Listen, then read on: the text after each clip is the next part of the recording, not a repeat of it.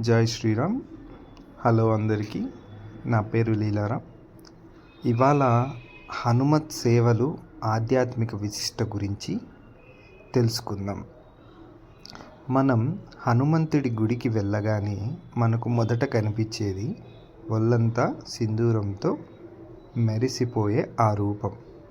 స్వామి మెడలో ఉండే తమలపాకుల మాలలు, కరకరలాడే వడమాలలు. ఇవి కేవలం ఆచారాలు మాత్రమే కావు, స్వామివారిలోని ఉగ్రరూపాన్ని శాంతింపజేసి మనకు అనుగ్రహాన్ని ప్రసాదించే శక్తివంతమైన సేవలు. హనుమంతుని అనుగ్రహం కోసం మనం భక్తితో సమర్పించే సింధూరం, తమలపాకులు, వడమాల మరియు విశేష అలంకారాల వెనుక దాగి ఉన్న ఆధ్యాత్మిక రహస్యాలను ఈరోజు మీతో పంచుకోవాలనుకుంటున్నాను.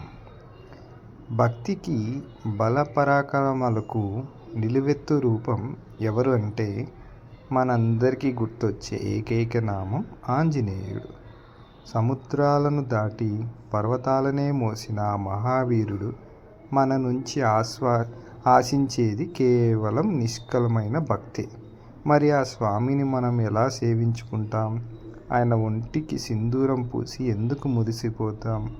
ఒక ఆకుమాల వేస్తే ఆయన ఎందుకు అంతగా సంతోషిస్తారు? వడమాలతో ఆ లంకాదహనుని ఆకలి ఎలా తీరుతుంది? విశేషాలన్నిటి ఇప్పుడు వివరంగా తెలుసుకుందాం. మొదటగా సింధూర సేవ. ఒకరోజు సీతాదేవి తన నుదుటన సింధూరం ధరించడం చూసి హనుమంతుడు ఆమెను దాని ప్రాముఖ్యత గురించి అడిగాడు. సింధూరం ధరించడం వల్ల శ్రీరామునికి దీర్ఘాయువు, రక్షణ లభిస్తుందని సీతమ్మ వివరించింది. ఇది విన్న హనుమంతుడు, కేవలం నుదుటన కొద్దిగా సింధూరం పెడితేనే రాముడికి అంత ఆయుష్ లభిస్తే తన శరీరమంతా సింధూరం రాసుకుంటే రాముడు అమరుడు అవుతాడని భావించాడు. తన అమాయకమైన నిష్కలమైన భక్తితో శరీరం మొత్తానికి సింధూరాన్ని పూసుకున్నాడు. హనుమంతుని ఈ గొప్ప భక్తికి శ్రీరాముడు ఎంతగానో ముగ్ధుడై ఎవరైతే హనుమంతునికి సింధూరం సమర్పిస్తారో వారి కష్టాలని తొలగిపోతాయని అనుగ్రహించాడు. రెండవది తమలపాకుల సేవ.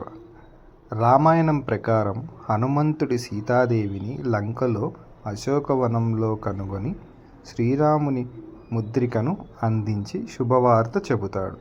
ఆ ఆనందంలో సీతాదేవికి హనుమంతునికి సమర్పించడానికి ఏమీ కనిపించదు. దాంతో ఆమె అక్కడే ఉన్న తమలపాకుల తీగ నుండి కొన్ని ఆకులను తెంపి ఆనందంతో హనుమంతుని తలపై చల్లి ఆశీర్వదిస్తుంది. ఆ సమయం నుండి హనుమంతునికి తమలపాకులంటే అమితమైన ఇష్టం.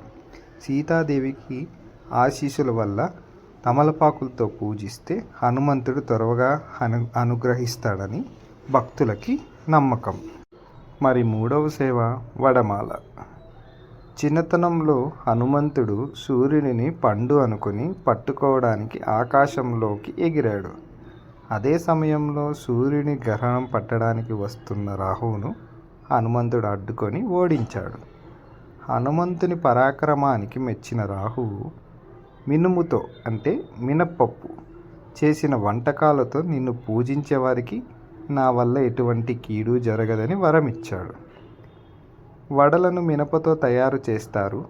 వీటిని ఒక దానితో ఒకటి కలిపి దండగా గుచ్చుతారు.